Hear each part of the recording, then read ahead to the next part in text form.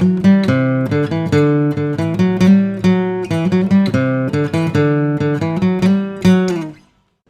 1 2005 में जब ये इमेजेस बाज़ार का आइडिया आया था, ये जो वेबसाइट है, इस पे काम शुरू हुआ। 1 साल तक दिन रात इसके ऊपर काम चलता रहा। और 1 साल बाद में 2006 में जब इसको लॉन्च किया तो it was a complete disaster, it was a failure.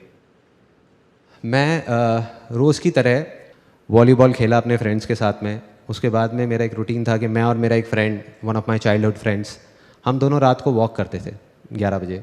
तो मैंने उससे पूछा, मैंने कहा यार एक बात बता, चक्कर क्या है? मैंने तुझे इतनी बार देखा है कि तेरी लाइफ के अंदर इतनी मेजर प्रॉब्लम्स आ जाती हैं, लेकिन अगले दिन तू फिर नॉर्मल हो जाता है।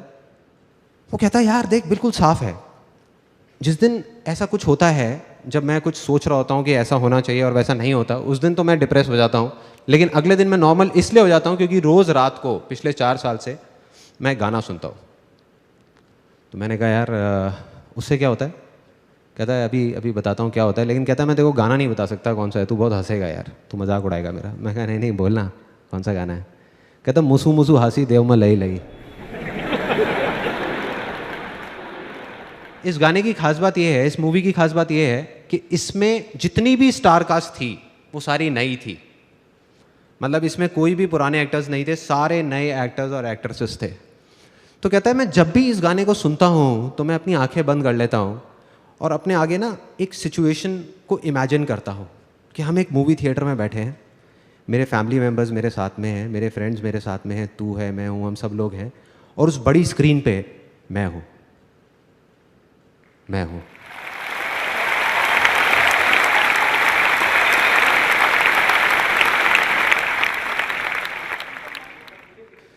सो ये जो छोटी सी चीज़ सुनने में लग रही थी, ये मेरे को समझ आ गई थी कि कुछ बड़ा है इसके अंदर। मैं इमीडिएटली घर गया, मैंने कहा ये एक बार सुनता है ना गाना, मैं 50 बार सुनूंगा एक दिन में, देखता हूँ क्या होता है। क्योंकि मैं ना कोरिलेट कर रहा था चीज़ों को। मैंने एक बुक पढ़ी थी, think and grow rich by Napoleon Hill. किसने पढ़ी है यहाँ पे? पढ़ी है, ओके। सो उसमें एक इमेजिनेशन के ऊपर पूरा का पूरा चैप्टर था, और जब मैंने वो पढ़ी तब मैंने कुछ नहीं किया। मैंने कहा छोड़ना, इमेजिनेशन चैप्टर पढ़ा और आगे निकल गया। सुना उस टाइम पे बहुत अच्छा लगा, लेकिन आगे निकल गया। लेकिन जब प्रैक्टिकली मैंने अपने दोस्त को ये करते हुए देखा तो मैंने कहा करके देखता हूँ क्या प्रॉब्लम है। घर गया, जा करके एक सीडी पड़ी हुई थी, audio CD of one of my favourite songs. वो सॉन्ग मेरा फेवरेट होता था, उसको मैंने सुनना शुरू कर दिया लूप में लगा करके, पागलों की तरह। मतलब शुरू में मैं 1 बार सुना, 2 बार सुना, 3 बार सुना, धीरे धीरे फील आने लगी। धीरे धीरे मुझे लगा कि मेरे अंदर कुछ एनर्जी सी चल रही है, कुछ हो रहा है। और मैं सिर्फ एक ही चीज़ इमेजिन करता था उस सॉन्ग को सुन करके, उसको प्ले कर देता था लूप में बार बार, और सिर्फ ये इमेजिन करता था जो मेरा अल्टीमेट एम था। वो क्या था कि मेरी जो साइट है इमेजेस बाज़ार, वो सिर्फ इंडिया की नहीं, पूरे वर्ल्ड की सबसे फास्ट साइट बन चुकी है। उस साइट में प्रॉब्लम क्या थी कि वो बहुत ही स्लो थी। मतलब एक सिंपल सर्च क्वेरी भी 1 मिनट 2 मिनट लगा देती थी, और जब ज़्यादा ट्रैफिक आया था तो साइट डाउन हो जाती थी कई घंटे के लिए। जिस वजह से, क्योंकि साइट डाउन रहती थी तो कोई आता ही नहीं था, या साइट इतनी स्लो थी इसलिए कोई नहीं आता था। तो मैंने इमेजिन करना शुरू कर दिया कि ये फास्टेस्ट साइट बन चुकी है पूरे वर्ल्ड की, और सिर्फ वही इमेजिन करता रहता था आंख बंद करके। मुझे नहीं पता था ये कैसे होगा। करता रहा। तो तीसरे दिन रात को 11:30 बजे जब ये गाना चल रहा था तो उसमें मेरी एक फेवरेट लाइन होती थी। घर वाले सब सो चुके थे, मैं शीशे के सामने जाके खड़ा हुआ और ये लाइन गाने लग गया चीख करके। Do you want me to sing that? Yes और नो? यस और नो? ओके। तो अपने कान बंद कर सकते हो आप लोग अगर चाहो तो, बाद में मत बोलना कि वार्न नहीं किया था मेरे को। रोके तुझको आंधियां क्या जमीन और आसमां, पाएगा जो लक्ष्य है तेरा।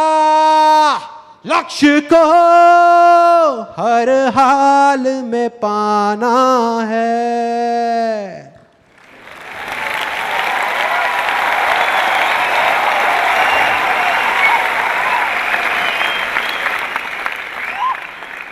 बड़ी अजीब सी लगेंगी ये बातें सुनने में, लेकिन मेरे को पता नहीं ऐसी अजीब चीज़ों में बहुत मज़ा आता है। तो ये जब किया, उधर से बाहर से मेरी मदर की आवाज़ आई, संदीप बेटे तुम अकेले नहीं रहते इस घर में।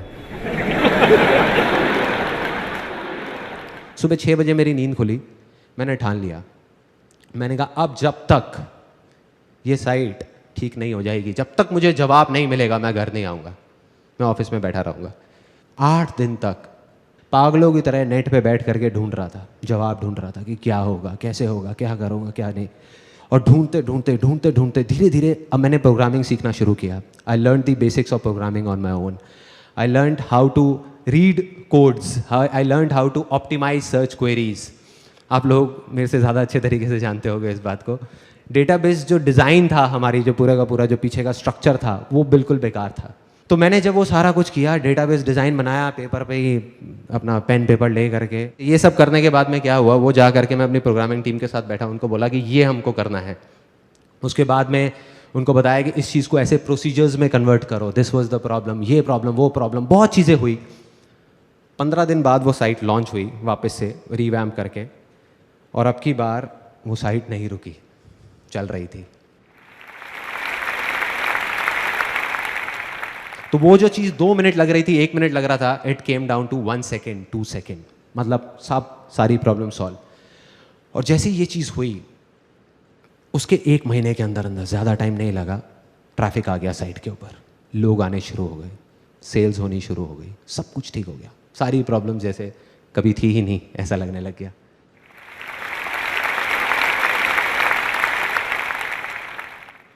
डे 2,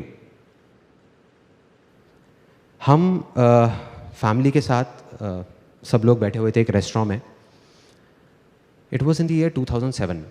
अंदर ही अंदर कुछ चल रहा था मेरे, there was something which was going on.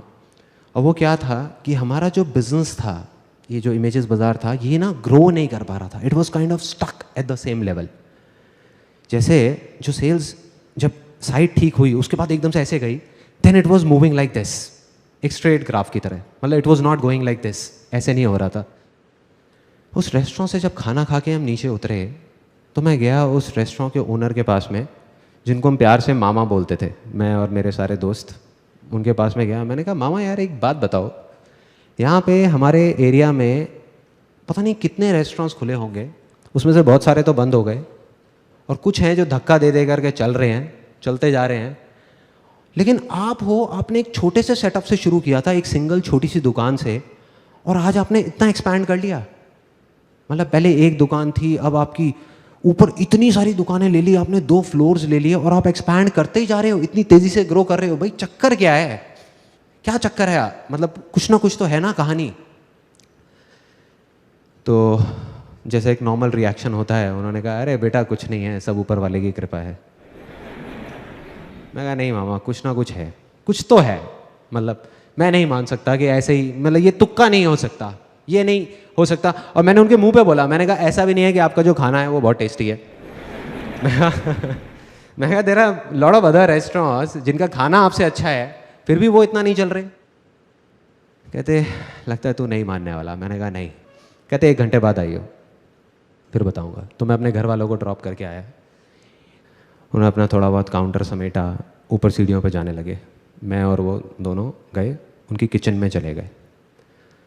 फिर उन्होंने जा करके अपने आदमियों से बोला, जो भी वहाँ पे किचन में काम कर रहे थे, हाँ भाई हो गया सबका, चलो समेटो। फिर 3 लोग, उन्होंने 3 बड़े बड़े भगोने उठाए, पतीले होते हैं भगोने, बड़े बड़े बोल। उसमें एक में दाल मखनी थी, एक में ग्रेवी थी, एक में थोड़ा डार्क से कलर की ग्रेवी थी। वो उठाए और बाहर निकल गए, वहाँ से नीचे सीढ़ियों पे जाने लग गए, नीचे उतरने लग गए। नीचे गए, सड़क पे चले गए, मैं भी पीछे पीछे। मैंने कहा देखता हूँ भाई क्या चक्कर है, क्या कहानी है। सड़क पे जा करके उन्होंने तीनों ने वो ले जा करके नाली में डाल दिया। मेरे को समझ नहीं आया, मेरे को अभी भी क्लियर नहीं हुआ। मैंने कहा ये क्या है मामा, ये इससे आपकी सक्सेस का क्या कनेक्शन है? तो उन्होंने एक ऐसी लाइन बोली कि मैं हिल गया, कि मैं हर रोज अपनी तसल्ली के लिए अपने पैसे को नाली में बहा देता हूं। उन्होंने बोला और वहां से चले गए। मैं वहीं खड़ा रह गया, मैं सोच रहा था, मैंने कहा इसका क्या मतलब है। मैं घर गया, नींद नहीं आ रही थी, सोचता रहा, दिमाग चल रहा था। मैंने कहा इसको ब्रेक कर करके समझना पड़ेगा, एक बार में पूरा समझ नहीं आएगा। तो उसका पहला पार्ट कि मैं हर रोज, मैंने कहा समझ आता है इसका मतलब यहां तक समझ आता है। अपनी तसल्ली के लिए, ये सेकंड पार्ट था उसका। मतलब कि वो ये जो कर रहे हैं वो अपनी तसल्ली के लिए कर रहे हैं। इसका क्या मतलब हुआ कि वो किसी और की तसल्ली के लिए नहीं कर रहे। कोई और कौन? मैं, जो उनके रेस्टोरेंट में खाना खाने जाता हूं, या मेरे जैसे और बहुत सारे लोग, मतलब कि उनके कस्टमर्स। यहां पे बात कर रहे हैं सेल्फ सेटिस्फैक्शन की, ये अपनी तसल्ली की बात कर रहे हैं, कस्टमर सेटिस्फैक्शन की बात नहीं कर रहे। और मुझे धीरे धीरे समझ आने लगा हमारी प्रॉब्लम, कि हमारी प्रॉब्लम क्या है, इमेजेस बाजार की प्रॉब्लम क्या है, कि हम कस्टमर सेटिस्फैक्शन पे जा करके रुक गए हैं, अटक गए हैं। कस्टमर सेटिस्फाइड हो गया, शांति से बैठ जाओ ना। तो इस वजह से हम शांति से बैठे हुए थे। हमने कहा हाँ सब सही है, सही है, सही है। तो यहां पे समझ आने लगा, मेरे को समझ आने लगा कि मुझे क्या करना है। और उसका जो लास्ट पार्ट था उनके डायलॉग का, कि मैं अपनी तसल्ली के लिए अपने पैसे को नाली में बहा देता हूं, इस डायलॉग ने मुझे हिला के रख दिया अंदर तक। ये मेरे को समझ नहीं आ रहा था। हमारी फैमिली में, मतलब मेरी फैमिली में क्या होता है कि अगर हम एक स्कूटर भी खरीदते हैं ना, तो उसकी जो पॉलीथिन्स हैं वो 1 महीने बाद उतारते हैं। मतलब इतना हम पैसे को बचा बचा करके चलते हैं। सिर्फ एक ही चीज़ सुनी है, सीखी है बचपन से आज तक, money saved is equal to money earned, कि बेटे पैसे को बचाओ, पैसे को बचाओ। तो इस तरीके से मैं चल रहा था। और दूसरी तरफ ये आदमी क्या बोल रहे थे कि पैसे को नाली में बहा दो। समझ आया। मैंने कहा कि यही दम चाहिए, ये करना है किसी तरीके से, और अगर मैंने ये कर दिया तो काम हो गया। मैं गया, जा करके अपने ऑफिस में सबकी मीटिंग बुलाई, जा करके उनको बोला, मैंने कहा अब से हमें अपने पैसे को नाली में बहाना है। तो सब मेरी शक्ल देख रहे बैठ करके, कहते ये क्या बोल रहे हैं। मैं कहा ओ सॉरी सॉरी सॉरी, मैं समझाता हूँ कि हमें क्या करना है। हमें अब से अपने सेटिस्फैक्शन के बारे में सोचना है। तुम्हारा सेटिस्फैक्शन, मेरा सेटिस्फैक्शन, हमारा सेटिस्फैक्शन। एक दिन में हम अगर 100 इमेजेस भी शूट कर सकते होंगे तो हम सिर्फ 25-30 इमेजेस करेंगे। लेकिन वो 25-30 इमेजेस ऐसी होनी चाहिए कि आंखें फट जाएं देख करके, तुम्हारी भी और मेरी भी। तुम सिर्फ ये बताओ कि तुम्हें किस तरह का शूट करने में मजा आएगा, ऐसा क्या होना चाहिए कि तुम्हें मजा आए। छोड़ो क्लाइंट को, छोड़ो मुझे, पैसा कितना भी लग जाए, बह जाए, कोई टेंशन नहीं है। कहते सबसे पहले हमको फोटोग्राफी इक्विपमेंट्स जो हैं वो नए लेने होंगे। अभी हम इंडियन यूज़ कर रहे हैं ज़्यादातर, लाइट्स और ये वो सारी चीज़ें। कहते वो अगर हम इंटरनेशनल ले लेते हैं जो बहुत एक्सपेंसिव है तो हमारी क्वालिटी बढ़ सकती है। मैंने कहा ले लो, डन।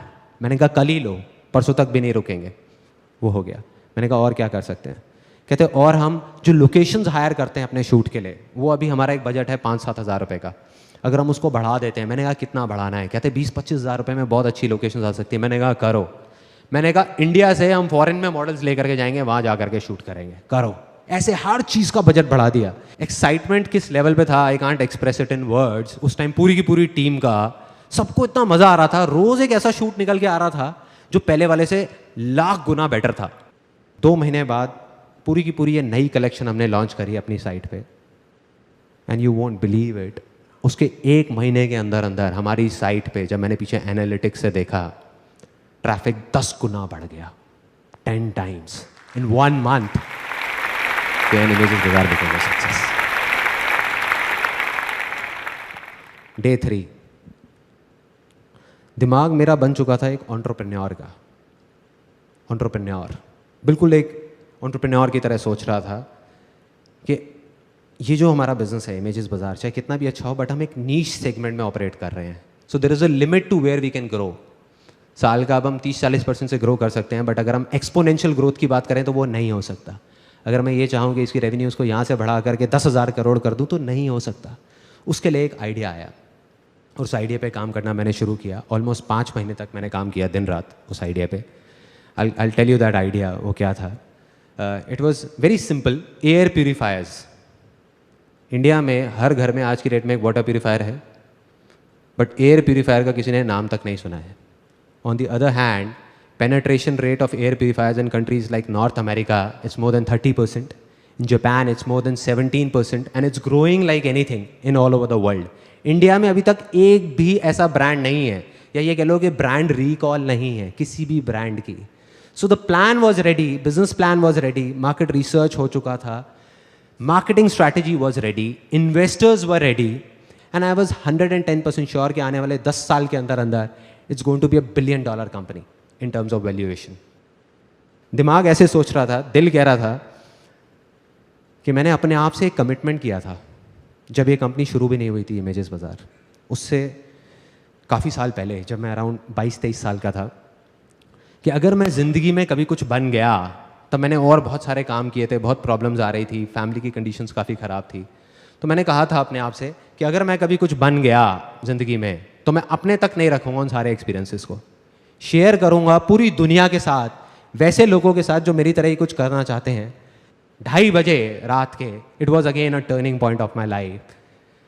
वो बिजनेस प्लान को मैंने फाड़ा, मार्केटिंग स्ट्रैटेजीज़ की पूरी फाइल बनी हुई थी उसको फाड़ा, जो इन्वेस्टर्स के सारे डॉक्यूमेंट्स थे सबको फाड़ा, ले जा करके डस्टबिन में डाला, अपना हैंडी कैम ऑन किया, मतलब मैंने अपने दिल की सुनी, दिमाग की नहीं। उस टाइम पे हैंडी कैम ऑन किया और जो मन में चल रहा था वो रिकॉर्ड कर दिया कि अब मैं ये करने वाला हूँ, वो करने वाला हूँ, मैं ये करूँगा, वो करूँगा। अगले दिन उसको एडिट करके यूट्यूब पे डाल दिया उस वीडियो को, और ऐड निकाल दी न्यूज़पेपर में, free life changing seminar by Sandeep Maheshwari. और एक ऐसी चीज़ करी जिसका मुझे कुछ नहीं पता था क्या होने वाला है, मन में डर था, बहुत कुछ था, लेकिन मैंने सिर्फ अपने दिल की सुनी, क्योंकि पूरी ज़िंदगी मैंने यही किया था। तो मैंने कहा अब मैं अपने दिमाग की नहीं सुनने वाला। और उसको करना शुरू किया।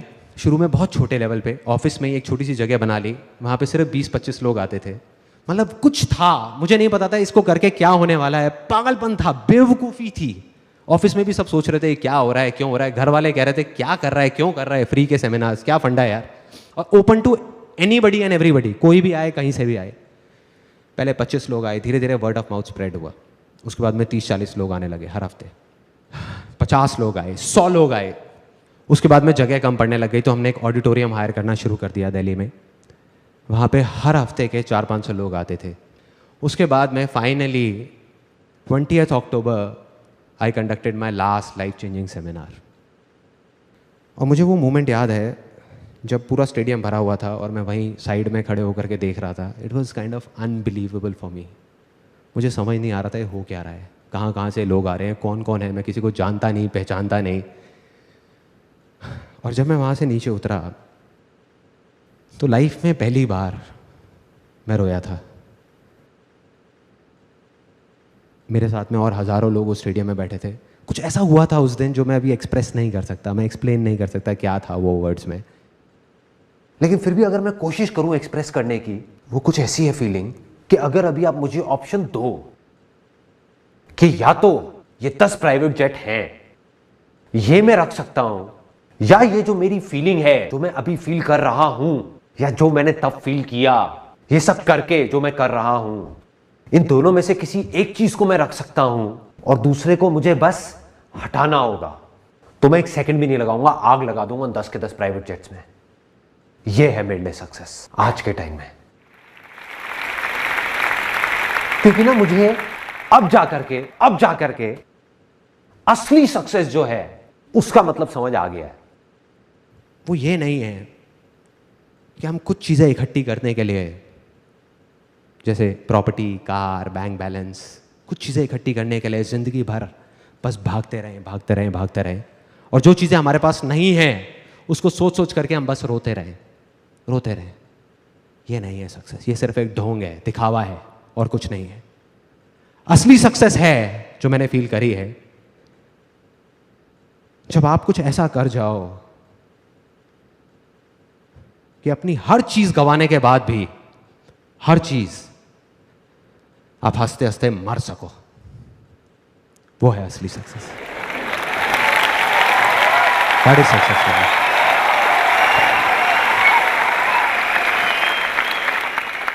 थैंक्स।